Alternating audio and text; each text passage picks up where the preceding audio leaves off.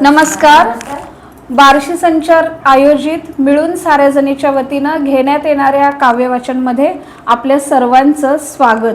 रसिको, आपण दर महिन्याला काव्यवाचन घेत असतो आणि यामध्ये आपण वेगवेगळ्या दिग्गज कवींच्या कवितांचं वाचन करत असतो. सध्या पाहता निसर्गरम्य वातावरण सगळीकडे पसरलेलं आहे. श्रावण मासाचा पुण्य पर्वकाल सुरू आहे. सगळ्यांच्या भक्तीला उधाण आलेलं आहे. तसं मनातील सगळ्या ज्या उत्साही आनंदी गोष्टी आहेत त्यालाही उधाण आलेलं आहे. त्यामुळे कुठे सहलीचं आयोजन होतं आहे, कुठे तीर्थयात्रेचं आयोजन होतं आहे, कुठे सण सोहळे साजरे केले जात आहेत. खळखळणाऱ्या नद्या, बहरणारी झाडं, फुलणारी फुलं, उडणारी फुलपाखरं, अशा सगळ्या धुंद मंद हवेमध्ये, चांगल्या वातावरणामध्ये हा श्रावण मास सुरू आहे. तर आम्हालाही या श्रावण सरींचा मोह झाला आणि श्रावणात बरसणारा हा निसर्ग, बरसणाऱ्या सरी आणि फुलणारा निसर्ग यांच्या कवितांचं वाचन करावं असं आम्हा मिळून साऱ्याजणींना वाटलं. त्यामुळं आम्ही आज निसर्ग कवितांचं वाचन करणार आहोत. मिळून साऱ्याजणीच्या वतीनं एकत्र येऊ उत्तम घडवू. आपल्या सर्वांचं स्वागत पुनश्च एकदा. चला तर मग काव्यवाचनाला सुरुवात करूयात आणि साहित्यानंदाचा आस्वाद घेऊयात. सुरुवातीला कविता सादर करतील तृप्तीताई. माझ्या कवितेचं नाव आहे निसर्गाचे दान. कवी आहे जयेश जावरे. निसर्गाने दिले आम्हाला आरोग्याचे दान. निसर्गाने दिले आम्हाला आरोग्याचे दान. पशु पक्षी झाडे पाने फळे फुले गाती निसर्गतेचे गुणगान. वा. पशु पक्षी झाडे पाने फळे गाती निसर्गतेचे गुणगान. निसर्गाने दिले आम्हाला आरोग्याचे दान.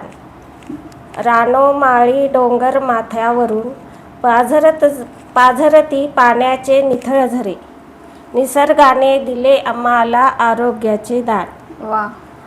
पशु पक्षी झाडे वेली पाने फुले मानव आम्ही गातो त्याचे नित्य गुणगान. म्हणून निसर्गाने दिले आम्हाला आरोग्याचे दान. निसर्गाने दिले आम्हाला आरोग्याचे दान. खूप छान कविता सादर केली तृप्तीताई. यानंतर ममताताई कविता सादर करतील. माझ्या कवितेचं नाव आहे निसर्ग सुंदर आहे आणि कवी आहेत भूषण मेस्त. निसर्ग खूप सुंदर आहे, त्याला आहे तसेच राहू द्या. निसर्ग खूप सुंदर आहे, त्याला आहे तसेच राहू द्या. जिवंत असेपर्यंत तरी देवा डोळे भरून पाहू द्या. स्वतःच्या घरासाठी जनावरांची घरे तोडतात, मग त्यांनाच पिंजऱ्यात डांबून स्वतःची हौस मोडता. निसर्गाच्या पाठीवर घावा घालून 2 BHK 3 BHK करतात. फ्रीडमच्या नावाखाली मात्र परिवाराला एकत्र सोडतात. निसर्ग खूप सुंदर आहे, त्याला आहे तसेच राहू द्या. निसर्ग खूप सुंदर आहे, त्याला आहे तसेच राहू द्या. घर एक असू दे देवा, सगळ्यांना एकत्रित कुटुंबात पाहू दे. वृक्षवल्ली आम्हा सोयरे, वनचरे कुठे राहिली. वनचरे कुठे राहिली.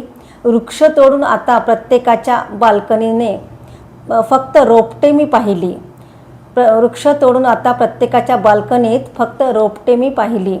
बिबट्या साप घरात घुसले तर मनाची काय होते काहिली. निसर्गाने रुद्रावतार घेताच का म्हणता पुरात घरे वाहिली. नियतीचे चक्र ते असेच घुमताना पाहू दे. निसर्ग खूप सुंदर आहे, त्याला आहे तसेच राहू देत. जिवंत असेपर्यंत तरी देवा डोळे भरून पाहू दे. त्याला डोळे भरून पाहू दे. वा. खूप छान कविता. निसर्गाचं बहरलेलं रूप पाहता पाहता हा निसर्ग आहे तसंच राहू दे असं कवीला या ठिकाणी वाटतं. खरोखरच ह्या भावना खूप स्तुत्य आहेत. खूप छान कविता तुम्ही सादर केली म्हणतात. मस्त. यानंतर माधवीताई कविता सादर करतील. नमस्कार. माझ्या कवितेचे नाव आहे निसर्ग राजा. कवयित्री आहेत अंजली तांबे. नभातून अवतरली सूर्याची सोनेरी पहाट, जागोजागी हिरवळच हिरवळ बहरला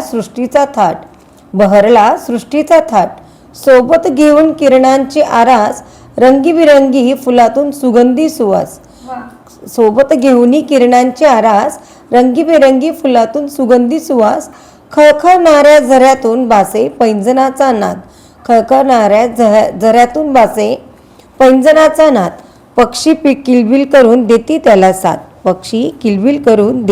साथ गवताच्या पात्यांवर भिजलेले ते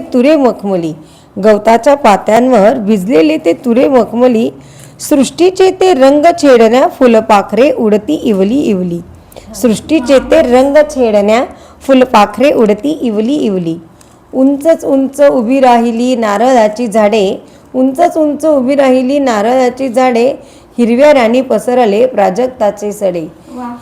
पसरले प्राजक्ताचे सडे चंद्र जरासा लपतो क्षितिजाच्या पल्याड वर्षानुवर्ष बदलत असे निसर्गाचे घड्याळ खूप छान छान विचार कवयित्रीने व्यक्त मांडलेत. होत आहेत. खूप छान कविता सादर केली.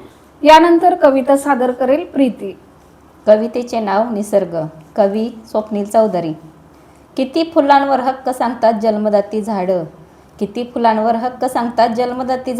वाहता वारा वसूल करतो का दर महिन्याचं भाडं लिटरभर पाण्याचा काय भाव सांगते नदी किती ॲडव्हान्स मागतात ढग पाऊस पाडण्याआधी किती हत्ती दात पडल्यावर आपलाच हत्तीदंत विकतात चौचित मावेल तेवढंच खावे हे पक्षी कुठे शिकतात प्रकाश दिला म्हणून सूर्य घरी लाईट बिल धाडतो का कधी रविवारी सुट्टी टाकून जगात अंधार पडतो का हलका वाघ भारी वाघ हलका कोल्हा भारी कोल्हा अशी त्यांच्यातही असतात का नाती हलका वाघ भारी वाघ हलका कोल्हा भारी कोल्हा अशी त्यांच्यातही असतात का नाती एक बी उगवायची किती चार्ज करते माती किती मधमाशा मधामधला आपला वाटा मागतात का किती मोरांना नाचण्यासाठी डीजेवरची गाणी लागतात का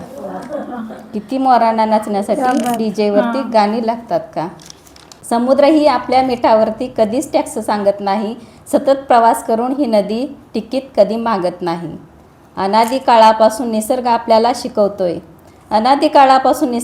शिकवतोय कसं वागावं हे कृतीतून दाखवतोय पण आम्हीच आहोत वेडे आम्हीच आहोत खोळे कधी कळेल आपल्याला आपल्यामुळे नाही निसर्ग आपण आहोत निसर्गामुळे वा खूप छान एकदम विचार करायला लावणारं आणि खरोखरच आपण काय मिळवतो आणि काय आपल्याला मिळवायला पाहिजे आणि आपलं वागणं कसं आहे निसर्गासोबतचं हे खूप छान वास्तवदर्शी अशी कविता प्रीतीनं सादर केली. यानंतर मी स्वरचित कविता सादर करते. कवितेचं शीर्षक आहे श्रावणसरी. थेंब पाण्याचा शिंपल्यात अडकला मोती होऊन साकारला शिंपला भरला थेंबाने मोती साकारला निसर्गाची ही किमया न्यारी शृंगारी ते अवनीला पडता श्रावणसरी मोर नाचतो वेगाने पिसारा फुलवतो जोमाने झाडे फुले पाने चिंब होती मृदगंधाचा दरवळ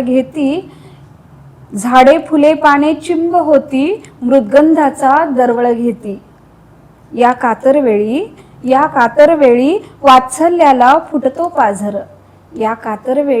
वात्सल्याला फुटतो पाझर गाईला बिलकतात हंबरून वासर प्रेमी युगुलांची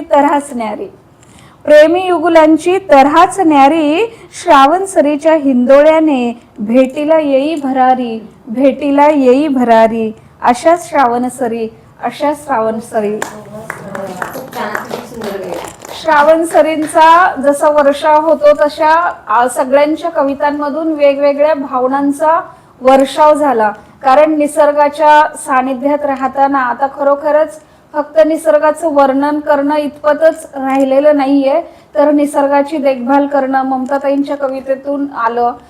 तृप्तीताईंनी निसर्गाची रचना सांगितली, माधवीताईंनी निसर्ग कसा फुलतो ते सांगितलं, आणि प्रीतीने तर निसर्गाला योगदान आपण काय देऊ शकतो आणि निसर्ग त्याचा मोबदला मागतो का ही वेगळीच भावना व्यक्त केली. आणि माझ्या कवितेतून पण निसर्गाच्या श्रावण सरींचा सगळा भाव विवश करणारा असा सगळा एक भावनात्मक सगळं व्यक्त झालं. तर अशा वेगवेगळ्या प्रवाहातून जाणारा श्रावण सरीचा हा आमचा काव्य वाचनाचा कार्यक्रम आपल्याला कसा वाटला नक्की कळवा. पुन्हा भेटूयात पुढच्या व्हिडिओमध्ये. तोपर्यंत धन्यवाद.